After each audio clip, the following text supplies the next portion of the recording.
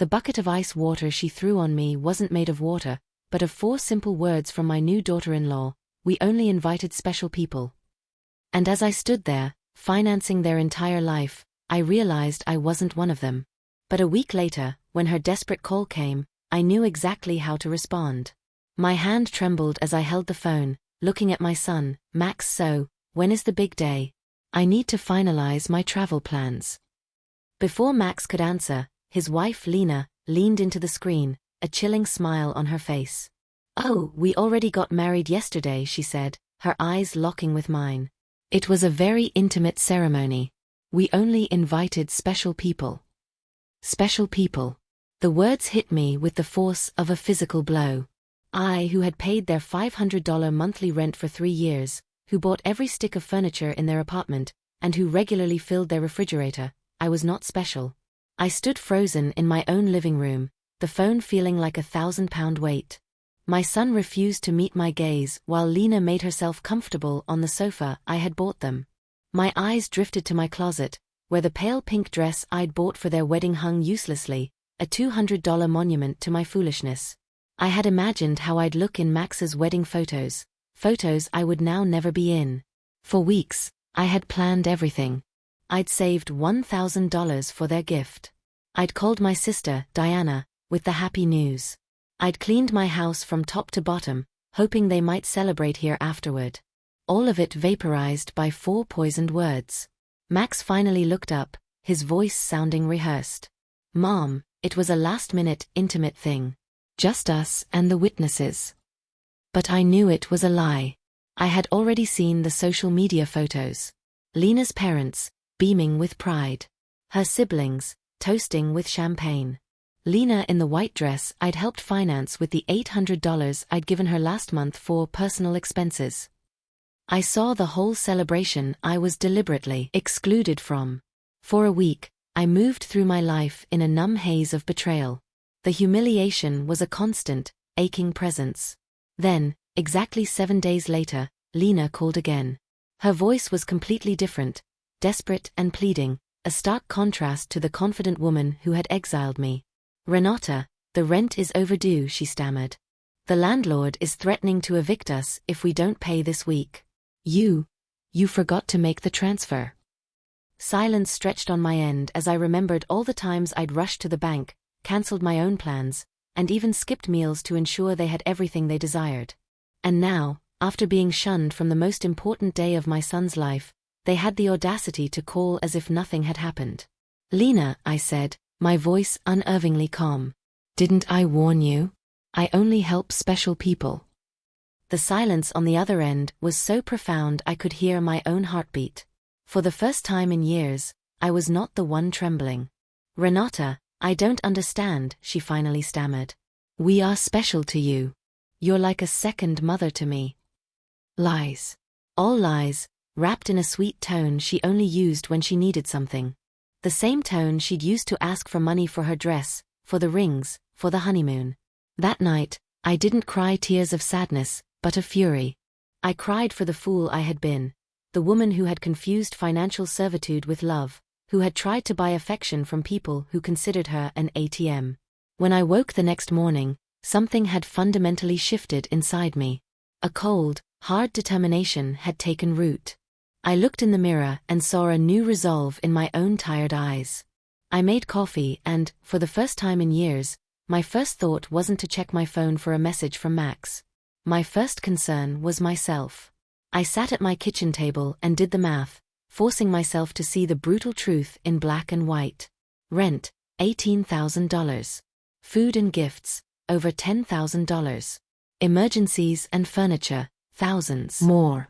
The total was a staggering $33,400. Money I had taken from my retirement, from the savings my late husband left for my security. All of it, wasted on 2 adults who couldn't even grant me a seat at their wedding. The phone rang. Max's name flashed on the screen. Normally, my heart would leap. Today, I let it ring. Then Lena called. I let that ring too. A text came through, "Mom, please answer. We need to talk." I deleted it. Later, I went to the bank. The manager, Mr. Klein, who had processed my endless transfers, looked surprised to see me. Mr. Klein, Isaid, my voice steady. I need to cancel all automatic transfers to my son's account. Immediately.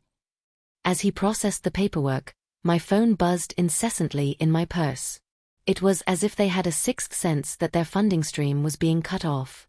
I took a deep breath and turned the phone off completely. When I left the bank, I felt a weight lift from my shoulders. For the first time in years, my money was my own. But as I turned onto my street, my newfound peace shattered. 3 cars were parked in front of my house. Max's, Lena's, and one I didn't recognize. And through the window, I could see movement inside. They had a key. My blood ran cold. I had given them that key out of trust, out of the belief that family looks after one another. I took a deep breath, my hand pausing on the doorknob. The confrontation I had avoided for years was now waiting for me on the other side of this door. This wasn't just about money anymore. It was about reclaiming my home, my life, and my dignity. I turned the knob and stepped inside, ready to face the war that my son and his wife had just declared. I opened the door to my house and saw a scene I will never forget. Max was sitting on my sofa with his head in his hands. Lena was pacing back and forth like a caged animal, and an older man I didn't know was going through papers on my dining table. My papas, my personal documents. What is happening here? I asked in a voice that was louder than I intended. All 3 of them looked at me as if I were the intruder in my own house. Lena was the first to speak. Renate, thank God you're here. We need to talk. This is Mr. Fischer. He's a lawyer we consulted about your situation. My Situation. The question came out of my mouth coldly. What situation? I'm perfectly fine. Max finally lifted his head and looked at me with those eyes that once belonged to an innocent child and now only reflected financial panic. Mom, we went to the bank. Mr. Klein told us you cancelled all the transfers. You blocked our access to your accounts. We don't understand why you did that. Mr. Fischer, a man in his 50s in a grey suit with a smile that didn't inspire confidence, approached me with an outstretched hand. Mrs. Richter, I am Dr. Fischer, a family law attorney. Your children are concerned about your mental well-being and have asked me to assess the situation. I didn't shake his hand. Instead, I went directly to my dining table and collected all my documents that he had been reviewing without my permission. These are my private papers. You have no right to look at them without my consent. Mom, Max interjected with that condescending voice he had perfected in recent years, we're worried about you. Your behavior has been very strange lately. First, you financially cut us off without an explanation. Then, you don't answer our calls. We think you might need professional help. Lena approached and tried to take my hand with that fake tenderness she reserved for moments when she needed something. Renata, honey, we know you're under a lot of stress. Maybe the loneliness is affecting you more than you think. At your age, episodes of confusion are normal. The word confusion echoed in my head like an alarm bell. Now I understood why they had brought the lawyer. It wasn't about helping me. It was about declaring me mentally incompetent and taking control of my finances. The same woman who had told me they only invited special people to their wedding was now treating me like a senile old lady. I am not confused, I said with a firmness that silenced everyone. I am clearer than I have been in years, and you are going to leave my house right now. Mr. Fischer interjected with that professional voice lawyers use when they want to sound reasonable. Mrs. Richter, I understand you feel overwhelmed, but your children have a right to intervene if they believe your ability to make financial decisions is impaired. They have documented several concerning behaviors. Concerning behaviors. The laugh that came from my throat was hoarse, almost cruel. Like what? Deciding that my money belongs to me? Deciding to no longer finance the lives of 2 adults who treat me like trash. Lena jumped up as if I had slapped her. We never treated you badly. You are part of our family. Everything you have will belong to us one day anyway. We are just speeding up the process. There it was. The naked, unvarnished truth. Everything I had would one day belong to them. In their minds, I was already dead, and they were just collecting their inheritance in advance. Out, I said, pointing to the door. All three of you get out of my house. Max stood up with that angry, childlike face he made when he didn't get his way. Mom, we can't just leave. We have obligations. The rent, the car payments, the credit card you co-signed for. You can't just cut us off from one day to the next. I can't. My voice rose for the first time in the entire conversation. Who says I can't? 4 years, I have paid rent that wasn't even in my name. I filled a refrigerator in a house where I was not welcome. I financed a life that clearly had no place for me.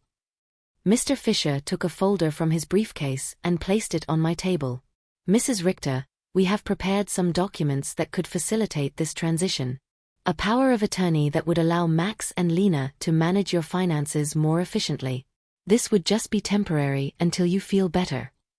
I took the folder and, without even opening it, threw it directly into the trash can. The only transition that is going to happen here is yours to the front door. Lena started to cry, but they weren't tears of sadness. They were tears of frustration, of contained rage. You can't do this to us, Renata. We were counting on you. We made plans based on your support. We bought things. We took on financial obligations because we knew we could count on you. Obligations based on my money, I replied.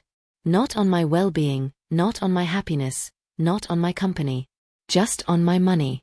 And now that I have decided that my money is better used in my own life, I am suddenly a confused old woman who needs legal guardianship.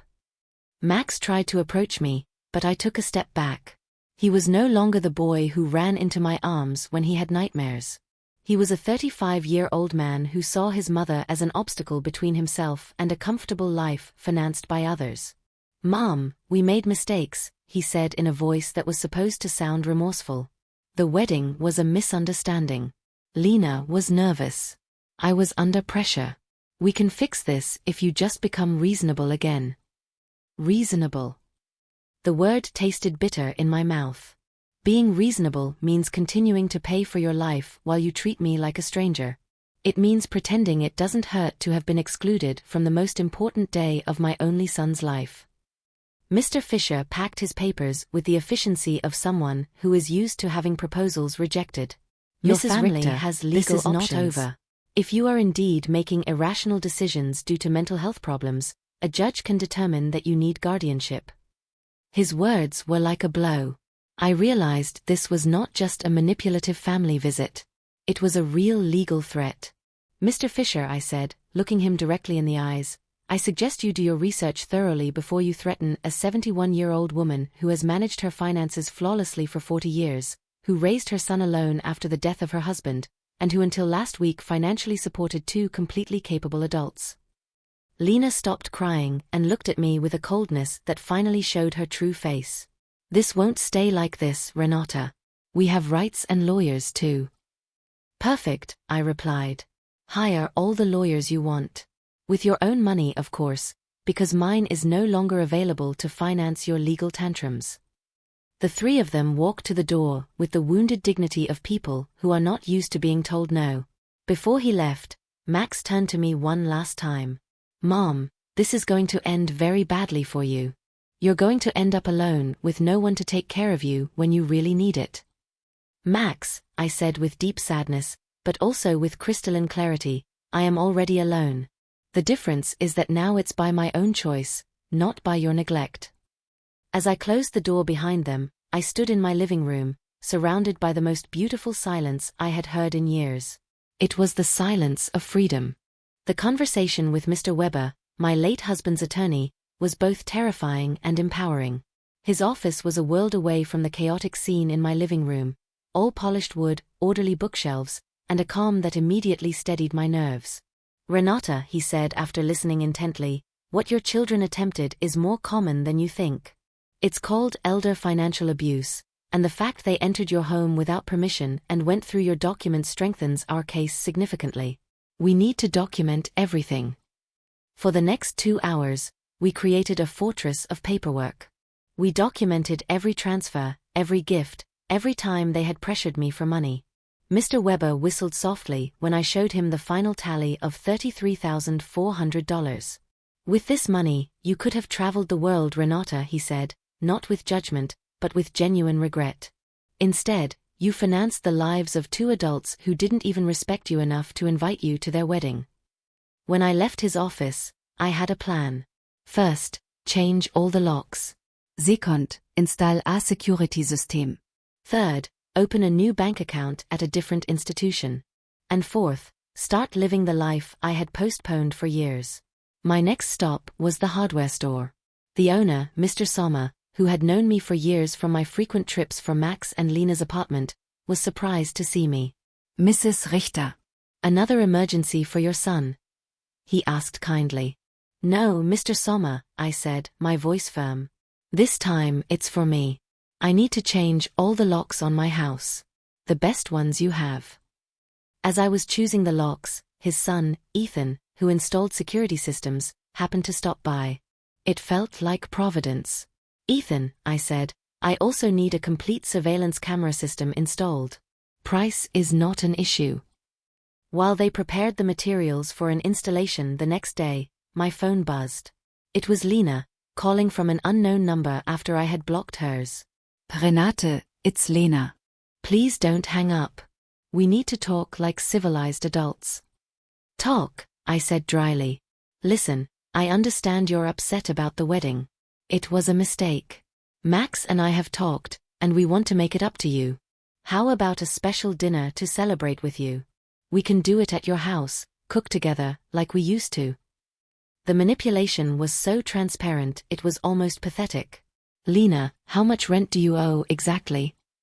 The silence on the other end was a confession. Well, it's 2 months. $1,000 total. But I'm not just calling for that, Renata. We really miss you in our lives. Do you miss me, or do you miss my money? I asked directly. Both, she replied with a shocking, brutal honesty. Renata, I won't lie to you. Yes, we need your financial help, but we love you too. You're important to us. If I'm so important, I said, my voice steady, why wasn't I important enough to be at your wedding? When was the last time you called me just to ask how I was doing? Another silence. We both knew the answer. Never. Lena, I'm only going to explain this once, I said, my tone final. For 3 years, you have treated me like an ATM with feelings. You used me. You ignored me. You humiliated me. And now that the money has stopped, you suddenly discover you love me. Renata, please. I cut her off. There is no please. You made your choice when you decided I wasn't special enough for your wedding. Now I'm making mine. I hung up and turned my phone off completely. I didn't want any more interruptions on my day of liberation. That afternoon, I went to the beauty salon I hadn't visited in over a year. Cynthia, my stylist, was thrilled to see me. Mrs. Richter. I thought you'd forgotten about us. I didn't forget you, Cynthia, I said, settling into the chair. I just forgot that I deserve to be pampered, too. I treated myself to the full works: cut, color, manicure, pedicure. For the first time in years, I spent money on myself without a shred of guilt. As Cynthia worked, we talked about her life, her dreams. It was refreshing to have a conversation that didn't revolve around Max and Lena's endless crises. When she was finished, she spun me around to face the mirror. You look beautiful, Mrs. Richter. But more than that, you look free. Did something good happen? Yes, Cynthia, I said, smiling at my reflection. I finally learned to say no. When I arrived home, feeling lighter than I had in a decade, there was a car I didn't recognize parked out front. My heart jumped, thinking Max and Lena had returned with reinforcements. But as I got closer, I saw an older woman sitting on my porch steps. Mrs. Richter? She asked as I approached. Yes, that's me. I'm Eleanor Brooks. I live next door.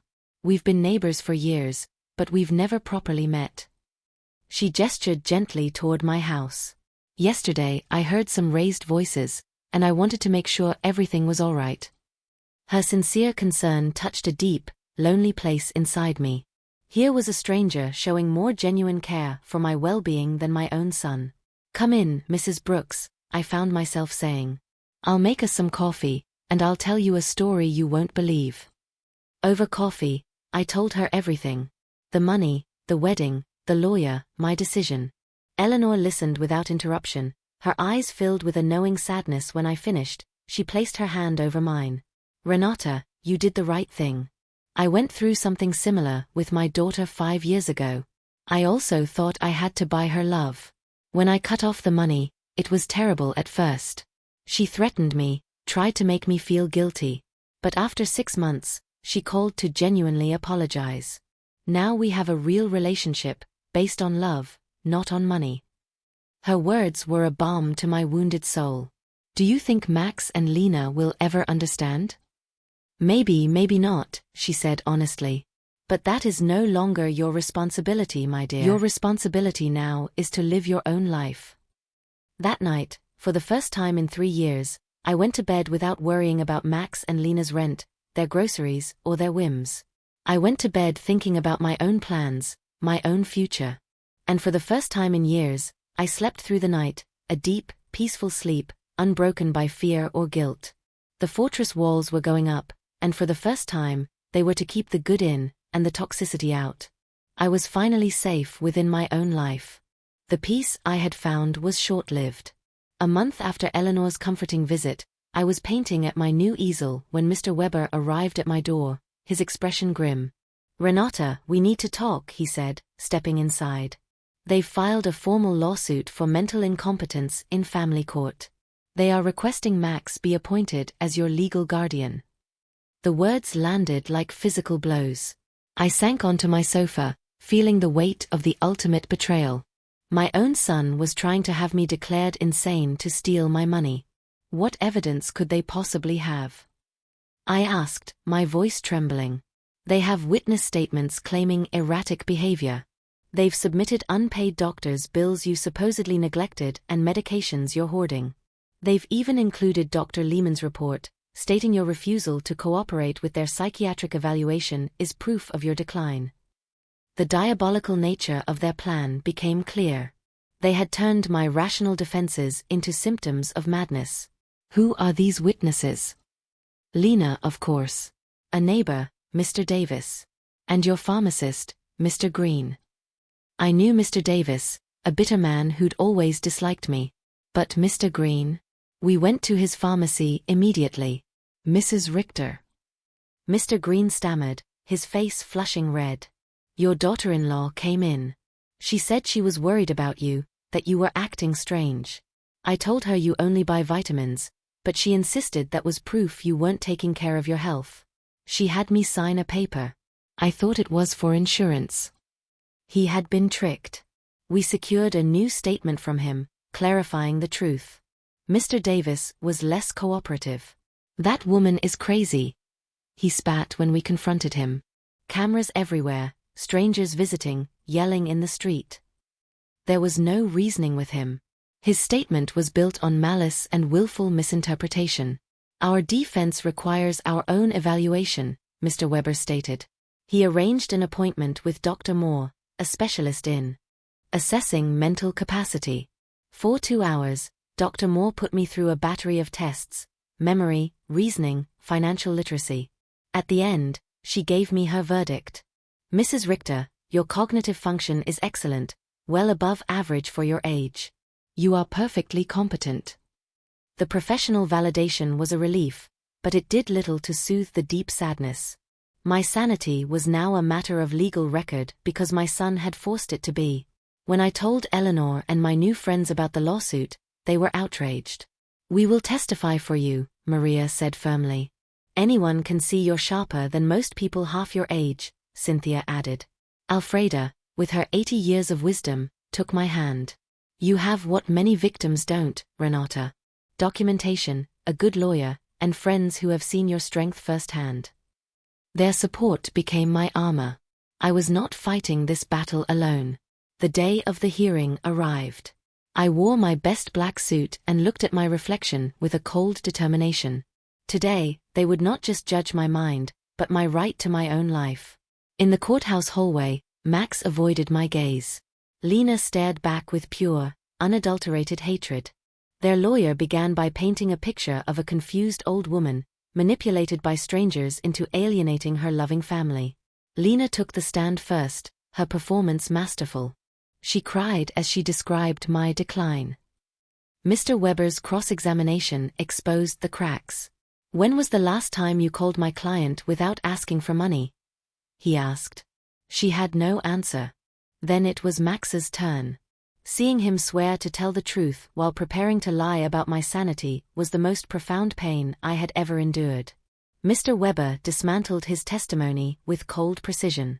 "How much money did you receive from your mother in 3 years?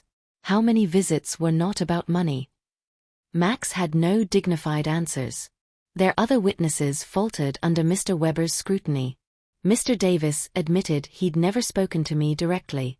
Our evidence, Mr. Green's corrected statement, Dr. Moore's report, the testimonies of my friends, painted the true picture.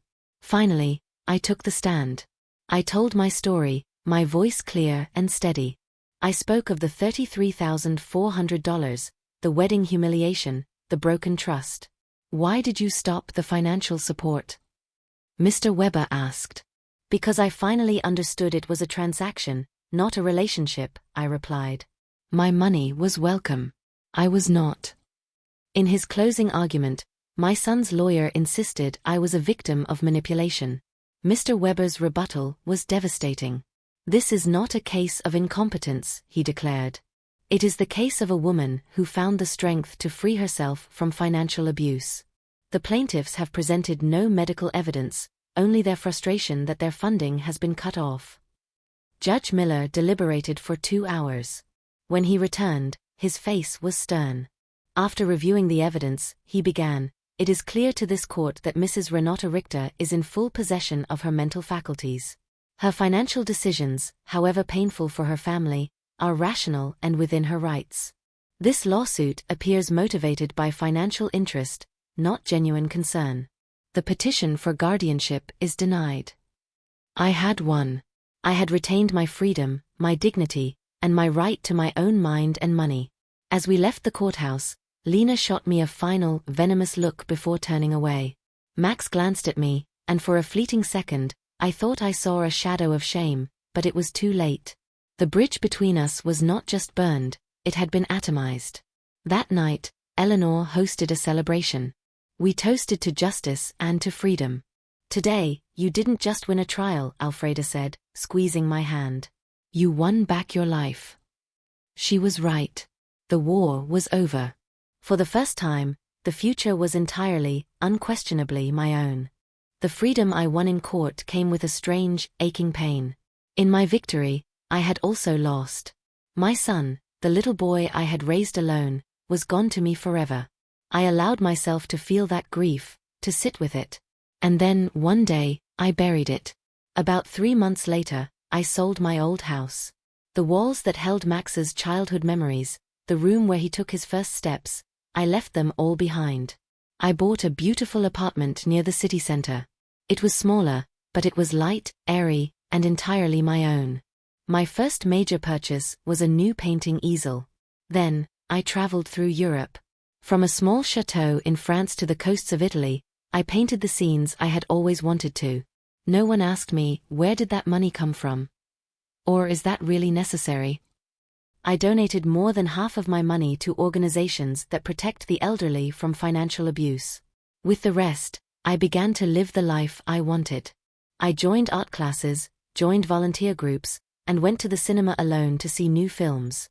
One day, in the market, I saw Lena's mother. She saw me and quickly looked away. I had heard through others that Max and Lena had to move to a smaller apartment and that Lena had gotten a job for the first time. I didn't ask for details. They were no longer a part of my life. One evening, I was having coffee on the balcony of my new apartment with Eleanor and some other friends. We were laughing, talking about the rising cost of living, and sharing stories from our painting classes. "Did you ever think life could be this beautiful at our age?" Eleanor asked, smiling. "I never even thought to imagine it," I replied. "I thought life was only about living for your children. Today, I learned that life is also about living for yourself.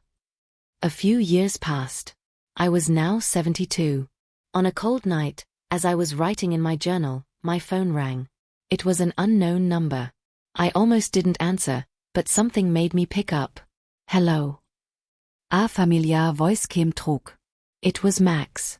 My heart beat fast for a single moment. Then it steadied. "It's me, Mom," he said. His voice didn't have the arrogance of before. It was tired and profoundly calm. "What is it, Max?" I asked, my words measured. I just wanted to say that. I'm sorry," he said. And I wanted to say that you were right. Silence hung between us. I said nothing.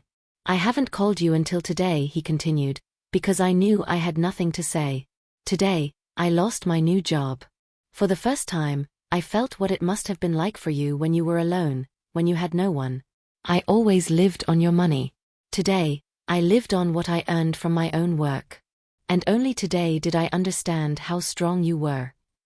Tears streamed from my eyes. But they were not tears of sadness, nor of happiness.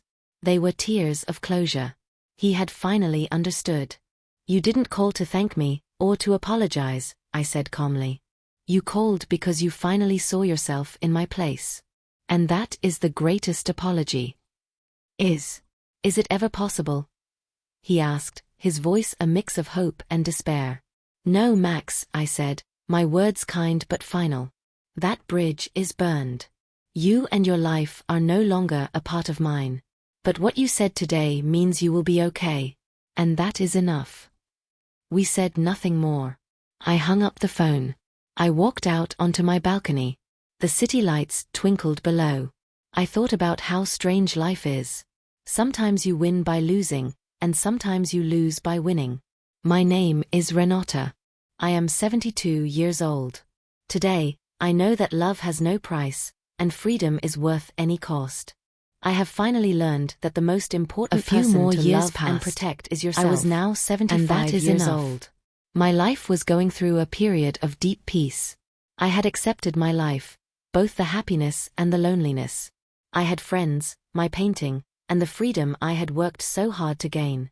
One day, as I was returning from my painting class, I got a message on my mobile. It was from a police station. My heart started beating fast for a moment. "Mrs. Richter?" an officer asked. "Yes, speaking." "Ma'am, we need to speak with you about your son, Max Richter." For a moment, everything seemed to stop. What happened? Is he okay? But then, the feeling inside me woke up. I am not responsible for him anymore. "What is this about?" I asked, steadying my voice. "Ma'am, Max Richter died in a car accident this morning. We found your number among his personal effects. We need you to come for a formal identification." The world began to spin. Max. My son. The one who was once my entire world. The one who became my enemy. The one who had finally understood. Was gone.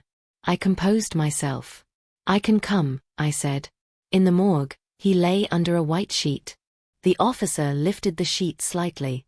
His face looked strangely peaceful, a serenity he never had in life. The child who once played in my lap, the man who caused me so much pain. Both were now gone. "Yes," I said simply, keeping my voice steady. "This is Max Richter." As I was leaving, the officer gave me Max's belongings. His wallet, his phone, and a letter. The officer said, "This was found in his car. It was addressed to you." I opened the letter. It was in Max's handwriting. "Mom, I lost my job again today. It feels like I can't do anything right.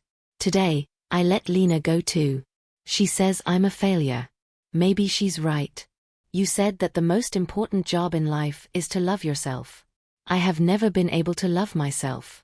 I always feel ashamed.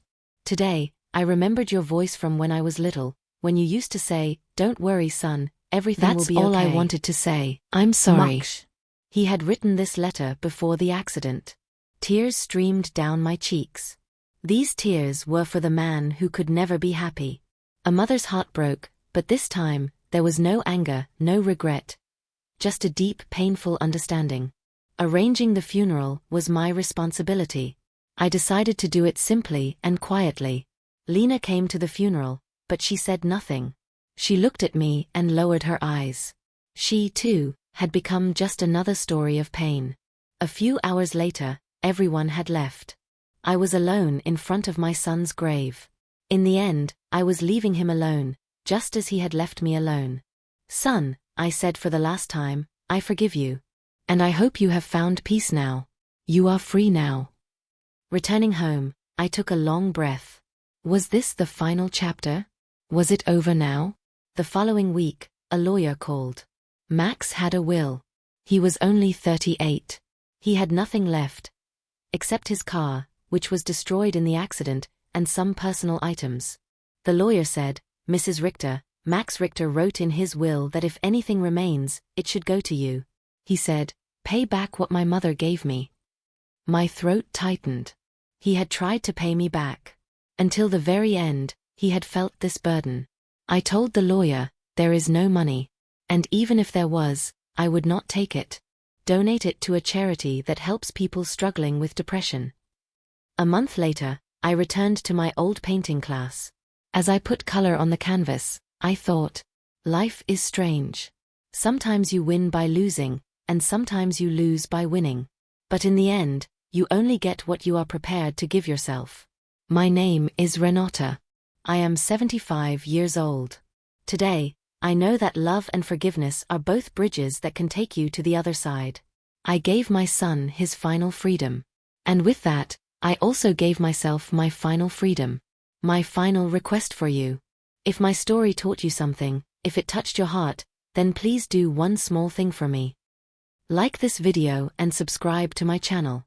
Don't forget to hit the bell icon to hear more real-life stories like this. Your one click gives me the courage to write more heart-touching stories. Thank you for your love and support. Your opinion is very important to me. Please tell me in the comments where you heard this story. How did you feel about its ending?